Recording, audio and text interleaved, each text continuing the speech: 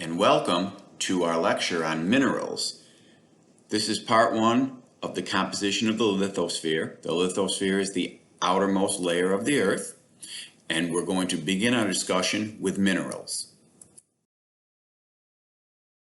As you can see, well, minerals rock the punny earth science slide here. Minerals can come in all shapes and forms. You can see the amethyst is silicon dioxide, better known as quartz, the most common mineral on Earth. You can see its crystalline structure, where on the left you can see pyrite, fool's gold, is a metallic. So minerals can be metallic, they can be crystals, they can take many different shapes and forms, they can present many different colors, and they are the building blocks of rocks and then ultimately our solid lithosphere.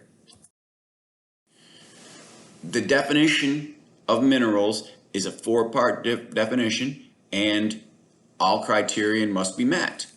They must be naturally occurring, so those man-made diamonds are not true minerals.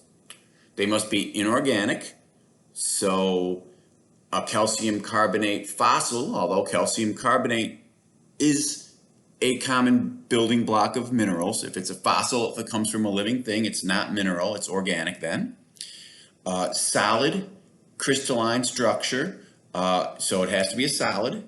Generally, they take crystals because the atoms are arranged in patterns. And then they have to have a specific composition, which means they are homogeneous throughout. They're not made of different parts. They have a unique and homogeneous composition.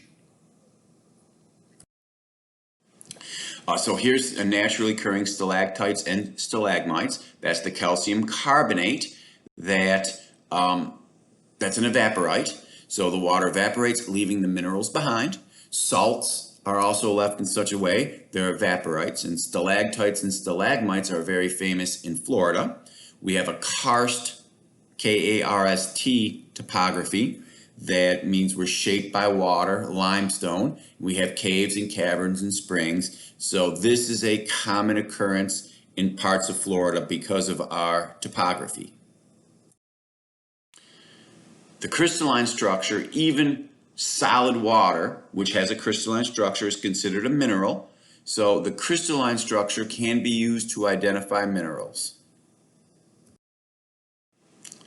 Here are some crystallized minerals right there. You can see the silica oxygen tetrahedron, silica oxygen, that's the quartz. It takes a specific shape, so you can tell a quartz crystal just by looking at it. Most of our crust is silica oxygen quartz. Quartz is the majority of our crust.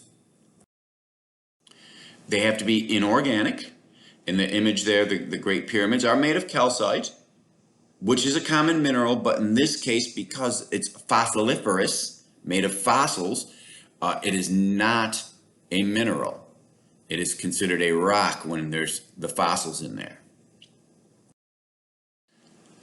So the definite chemical composition, the silicates have quartz. They're the most common.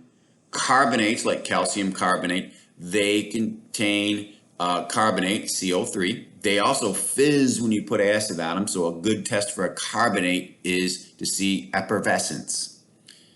Oxides contain our oxygen ores, like iron oxide, rust, and then you have your sulfate and sulfites, which contain sulfur. So those are the four major categories of minerals.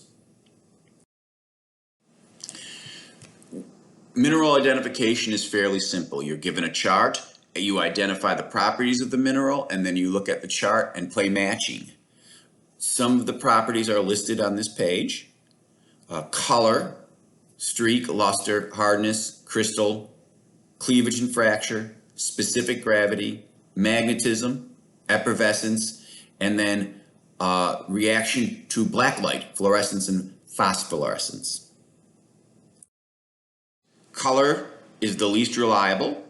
You can see that minor trace elements can change the colors of a mineral, It's the first thing you notice. You chart it down, but it is the least reliable. The crystal structure is important. You can see halite, salt, always forms cubes. Quartz has that distinct crystalline structure as well. Muscovite, mica, shaves off in sheets. So crystal structure can be used to identify minerals.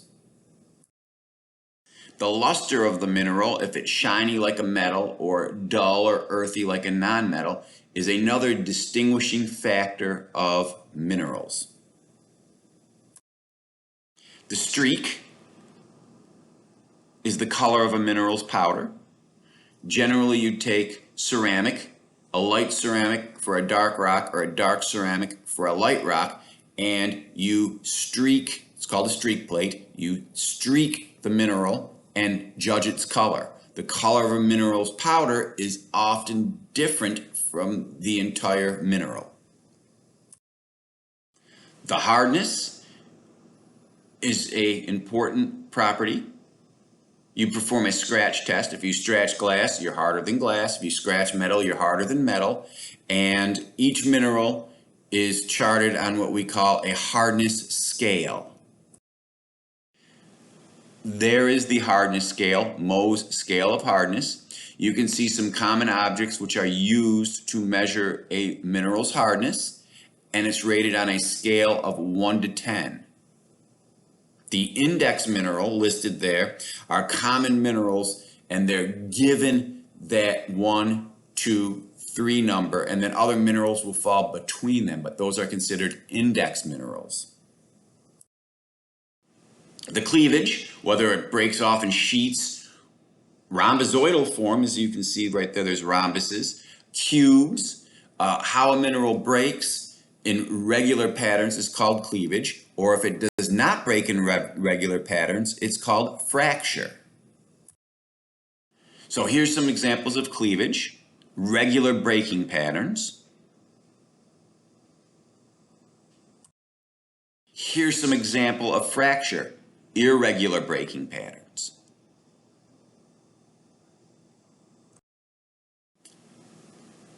A few examples of different types of fractures. We're not necessarily going to get into all of that in this class. Tenacity is another property of minerals. Things brittle means it breaks easy. Malleable means you can shape it, hammer it into sheets. So elastic snaps back to its original shape. These are forms of tenacity. And of course, the ability to glow in the dark or not, fluorescence and phosphorescence. Magnetism. Magnetism would contain iron and some of the ores of iron, so it's a good way to indicate what the chemical composition of your mineral would be. And effervescence, a little bit of hydrochloric acid, and if bubbles form, those are carbon dioxide bubbles, so you know that you have a calcite mineral. Calcium carbonate, or the carbonates, bubble when they react with acids. So here is the chemical reaction showing the production of carbon dioxide and the actual fizzing on a piece of calcium carbonate or limestone, which is made of calcium carbonate. Specific gravity refers to its density.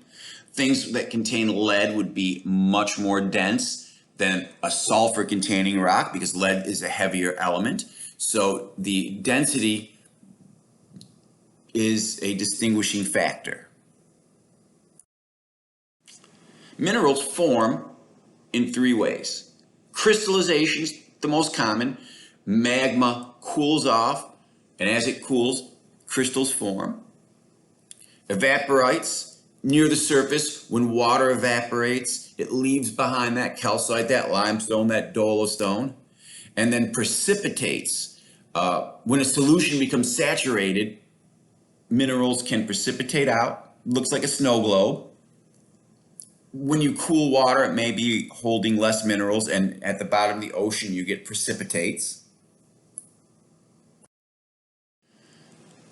Every American now averages a tremendous use of minerals because they're so common. And then ores, O-R-E-S, ores are rocks that contain metallic minerals that we extract, we mine, and we commercially exploit them. So how do we identify minerals? Well, like I said a little earlier, it's fairly easy. Chart its properties and then use a mineral identification key. Here is a mineral identification key. You can see the properties luster, hardness, cleavage, fracture, common colors. When you get all of that, you can match and find the name of the mineral, what it's used for, and its chemical composition by using this mineral identification table. Some of the common minerals. Olivine is actually, olivine's rather rare. It occurs in Hawaii. There's some volcanoes that spew out lava that form green rocks, and there's actually a green beach with olivine. Feldspar is in granite, is a rock forming mineral, so that one's common. Quartz is the most common. Mica, you can see how it peels off in sheets. Topaz and zircon. Those are crystalline silicates. They contain a lot of silica. Some of the non-silicates, hematite, pyrite, are iron-based. That pyrite is fool's gold. Gypsum is an evaporite we use in plaster. Halite is an evaporite we use for table salt. Calcite is calcium carbonate. It's common in our limestone deposits here in Florida, a very common evaporite. Sulfur has got that brilliant yellow color, smells like rotten eggs.